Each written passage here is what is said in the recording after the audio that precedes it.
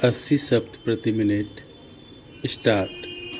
सभापति महोदय, सदन के समक्ष दहेज प्रथा के संबंध में जो विधेयक प्रस्तुत किया गया है वह बहुत ही उपयोगी तथा महत्वपूर्ण विधेयक है।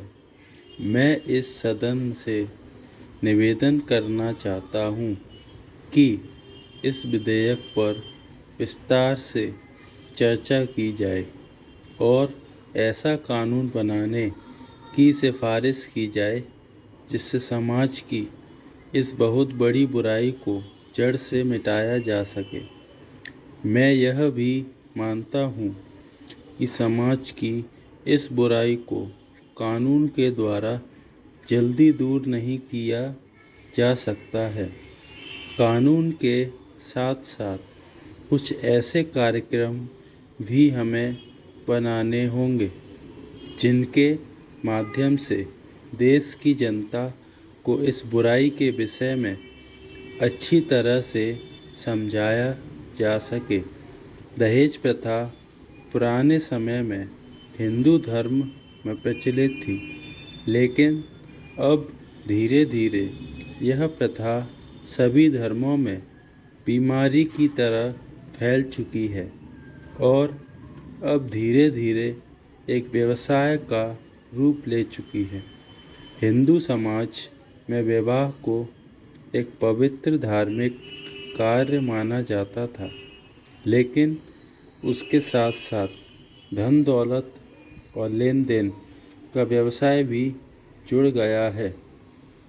पैरा महोदय, इस बुराई को दूर करने के लिए हमें कानून भी बनाना होगा और साथ साथ पूरे देश में इसके लिए हमें एक जनमत भी तैयार करना होगा जिससे लोग इस बुराई के विषय में अच्छी तरह से जान सकें। बाल विवाह को रोकने के लिए कानून बना हुआ है, लेकिन हम देखते हैं कि हजारों बाल विवाह हो रहे हैं जिसका पता न तो सरकार को और न ही ऐसे लोगों को सज़ा मिलती है। इसलिए केवल कानून बनाकर बैठ जाना उचित नहीं है। सरकार को समय समय पर इस बात का भी पता लगाना चाहिए कि कानून का पालन हो रहा है या नहीं। मैं आपसे निवेदन करना चाहता हूँ कि केवल कानून बनाने से सामाजिक बुराई को समाप्त नहीं किया जा सकता है। इस प्रकार की सामाजिक बुराई को समाप्त करने के लिए हमें समाज में जाकर कार्य करना होगा। आम जनता को घर घर जाकर दहेज जैसी बुरी प्रथा के विषय में जानकारी देनी होगी।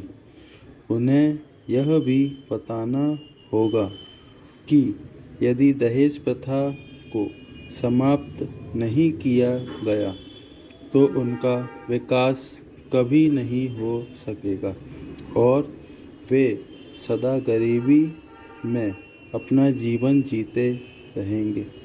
इस कार्य के लिए ऐसी संस्थाएं बनानी होंगी जो समाज सेवा और मन से काम कर सकें।